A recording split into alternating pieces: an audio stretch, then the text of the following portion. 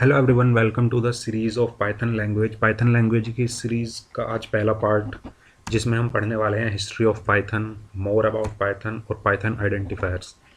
ये तीन टॉपिक मैं कवर करने वाला हूँ, जो कि बहुत छोटे छोटे टॉपिक हैं। आई होप 10 मिनट के अंदर ये ख़त्म हो जाएंगे। हिस्ट्री ऑफ पाइथन, पाइथन की हिस्ट्री है। इसको किसने डेवलप किया था? गीडो वेन रोसम ने किया था लेट 1980s और अर्ली 1990s में। कहाँ पे डेवलप किया था? National research institute of mathematics and computer science in Netherlands. ठीक है, ये इसकी हिस्ट्री है।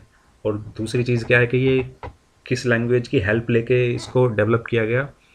ये है ABC, C++ और भी लैंग्वेजेस हैं।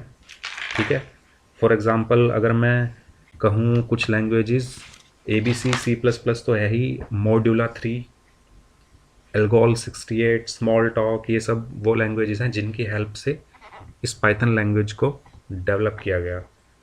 अब आगे चलते हैं। अब आती है यहाँ से मेन चीज़ के पाइथन कैसी लैंग्वेज है। सबसे पहला पॉइंट, पाइथन जो है वो हाई लेवल लैंग्वेज है। हाई लेवल लैंग्वेज का मतलब क्या है? हाई लेवल लैंग्वेज का मतलब है कि इसमें सिंपल इंग्लिश वर्ड्स यूज़ होते हैं।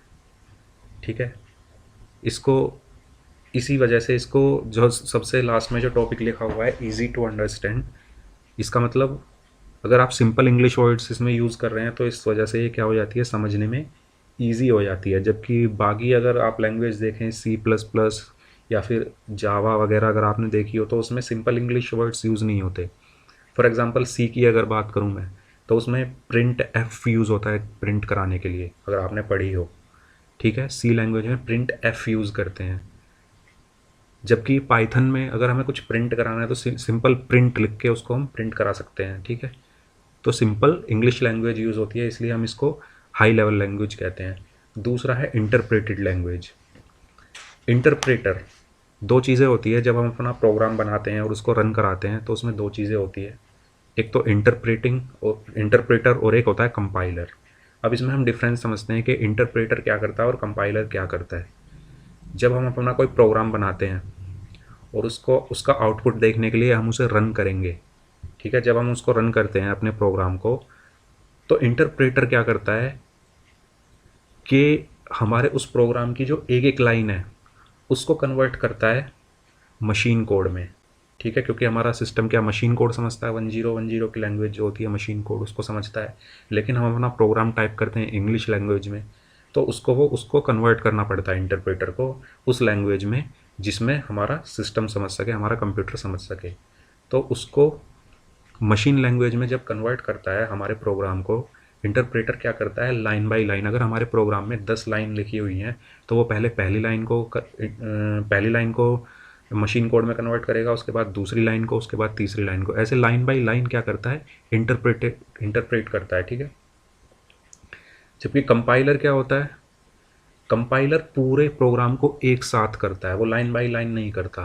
कंपाइलर पूरे प्रोग्राम को एक साथ मशीन लैंग्वेज में कन्वर्ट कर देता है। तो ये डिफरेंस होता है इंटरप्रेटर और कंपाइलर में। Interpreter line by line execution करता है प्रोग्राम का, कंपाइलर पूरे प्रोग्राम को एक साथ स्कैन करके उसको क्या करता है, कंपाइल करता है। तो इस वजह से हमारा फास्ट क्या हुआ, इंटरप्रेटर फास्ट हुआ या कंपाइलर फास्ट हुआ? बताइए, बताइए क्या फास्ट होगा, इंटरप्रेटर फास्ट होगा या कंपाइलर फास्ट होगा? दो लोग हैं, उनको कुछ ईंटें उठानी हैं। ठीक है, अब वो फॉर एग्जांपल 10 ईंटें हैं। अब एक दो लोग हैं, एक तो क्या करता है, वो एक एक ईंट को उठा कर ले जाता है, और दूसरा क्या करता है, वो 10 की 10 ईंटों को उठाकर ले जाता है और वहाँ रख देता है जहाँ उसको रखनी है। तो बताइए फास्ट किसने काम किया? फास्ट उसने काम किया जिसने 10 ईंटों को एक साथ उठा लिया। जो एक एक उठाकर लेके जा रहा था वो टाइम लेगा। ठीक है, तो इसी तरीके से अगर मैं इंटरप्रेटर और कंपाइलर की बात करूं, तो इंटरप्रेटर क्या करता है, एक एक स्टेटमेंट को मशीन कोड में कन्वर्ट करता है, और कंपाइलर पूरे प्रोग्राम को एक साथ कन्वर्ट कर देता है। इसलिए फास्टर कौन हुआ, कंपाइलर फास्टर हुआ। तो हमारा जो इंटरप्रेटर होता है वो एज़ कम्पेयर टू कंपाइलर क्या होता है, स्लो होता है, और जो कंपाइलर होता है वो हमारा फास्ट होता है। तो इंटरप्रेटर और कंपाइलर में मेन डिफरेंस यही है कि इंटरप्रेटर एक एक लाइन को मशीन कोड में कन्वर्ट करता है, और कंपाइलर पूरे प्रोग्राम को एक साथ स्कैन करके उसको मशीन कोड में कन्वर्ट कर देता है। दूसरी चीज़, जब हम अपना प्रोग्राम बनाते हैं, ठीक है, उसमें कुछ लिखते हैं, फॉर एग्ज़ाम्पल हमने पहली लाइन लिखी, इंटरप्रेटर पहली लाइन को चेक करेगा, उसको वो ओके कर देगा, उसको वो उसका जो आउटपुट होगा वो हमें आउटपुट स्क्रीन पर दे देगा। फिर उसने दूसरी लाइन चेक करी, वो भी ठीक हुई, तो वो फिर दूसरी लाइन का जो आउटपुट होगा वो हमें आउटपुट स्क्रीन पर प्रिंट करके दे देगा। अगर तीसरी लाइन में हमने कुछ मिस्टेक कर दी, ठीक है, या हमने सिंटैक्स में कुछ मिस्टेक कर दी, तो वो वहीं पे रुक जाएगा, वो वहीं पे हमें एरर दे देगा कि इस लाइन में एरर है। मतलब इंटरप्रेटर क्या करता है, वो लाइन बाय लाइन चेक करेगा, अगर 2 लाइन ठीक है तो उसका आउटपुट देगा और तीसरी का क्या कर देगा, दिखा देगा कि ये एरर है।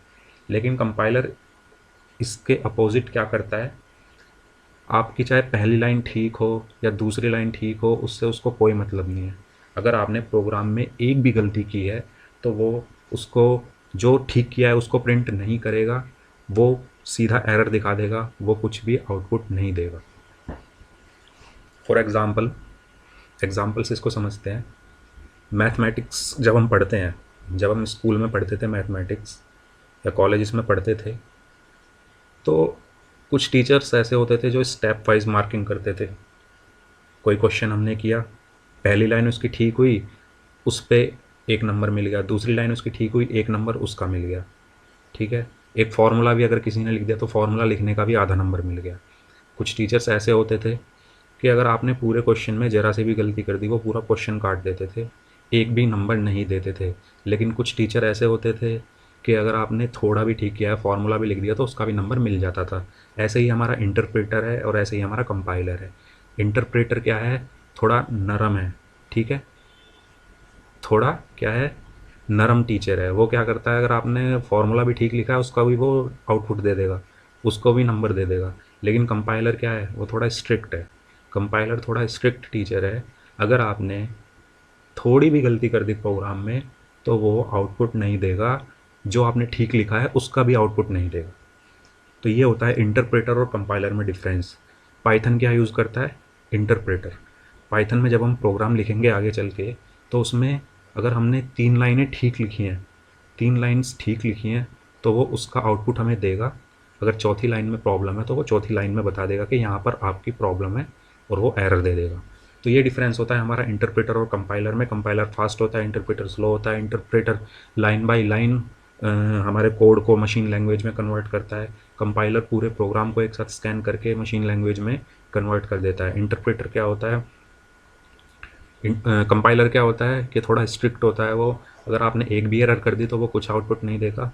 और इंटरप्रेटर क्या होता है, थोड़ा पोलाइट होता है, ठीक है, वो अगर आपने एक आधी एरर की है तो वो उसको चलेगा, लेकिन जो आपने ठीक किया है उस एरर से पहले पहले एक कोड में जो आपने ठीक किया है वो उसको प्रिंट कराएगा, जहाँ पे उसको प्रॉब्लम होगी फिर वो वहाँ पर कह देगा कि इस लाइन में प्रॉब्लम है, ठीक है। तो ये था हमारा इंटरप्रेटर और कंपाइलर। अगली चीज़ ऑब्जेक्ट ओरिएंटेड लैंग्वेज। पाइथन क्या है, एक ऑब्जेक्ट ओरिएंटेड लैंग्वेज है। अगर आपने इससे पहले पाइथन से पहले कोई लैंग्वेज नहीं पढ़ी है तो आपको नहीं पता होगा कि ऑब्जेक्ट ओरिएंटेड क्या होती है। अगर आपने इससे पहले जावा पढ़ रखी है या सी प्लस प्लस पढ़ रखी है तो उसमें पता चल जाएगा कि ऑब्जेक्ट ओरिएंटेड लैंग्वेज क्या होती है। ऑब्जेक्ट ओरिएंटेड लैंग्वेज में क्या होता है, एक क्लास बनती है, ठीक है, एक टेम्पलेट टाइप बनता है। अगर आपको नहीं भी पता है तो कोई बात नहीं, आप भूल जाइए, बस मैं ऐसे ही समझा रहा हूँ, जिन्हें पता है उनके लिए। ऑब्जेक्ट ओरिएंटेड में क्या होता है, एक क्लास बनती है, उसका उसमें हम कुछ लिखते हैं, कुछ कोड लिखते हैं, और एक ऑब्जेक्ट की हेल्प से हम उस कोड को कॉल करते हैं, उस कोड को हम यूज़ करते हैं, ठीक है। बस अभी के लिए आप इतना ही समझिए। ऑब्जेक्ट ओरिएंटेड में हम एक क्लास बनाते हैं किसी भी प्रोग्राम में, उस क्लास के अंदर कुछ कोड लिखते हैं, उस क्लास का एक नाम होता है, उसके अंदर कुछ कोड लिखते हैं, उस कोड को हम अपने ऑब्जेक्ट्स के थ्रू कॉल करते हैं या यूज़ करते हैं, और अपने प्रोग्राम को क्या बनाते हैं, सक्सेसफुल आउटपुट हम लेकर आते हैं with the help of object oriented programming. और चौथा पॉइंट है easy to understand. Easy to understand तो समझ ही गए होंगे किस लिए ईजी है अंडरस्टैंड करने में, क्योंकि नॉर्मल इंग्लिश वर्ड यूज़ होते हैं। अगर हमें प्रिंट कराना है तो सिंपल हमें प्रिंट ही लिखना है, सी प्लस प्लस या सी की तरह नहीं प्रिंट एफ लिख दिया, ठीक है। या फिर फॉर एग्ज़ाम्पल हमें कोई इनपुट देना है, तो इनपुट देना है तो सिंपल हमें इसमें बस इनपुट ही लिखना है, मतलब मेन इंग्लिश वर्ड ही हमें यूज़ करने हैं, इसलिए ये समझने में थोड़ा ईजी होता है। तो ये था पाइथन के बारे में।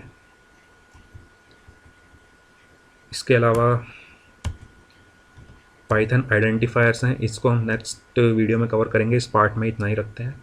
Thank you so much video देखने के लिए। अगर वीडियो अच्छी लगी हो तो चैनल को सब्सक्राइब कर देना, लाइक कर देना, कमेंट करके बता देना कि मैं आगे वीडियो बनाऊँ या नहीं बनाऊँ।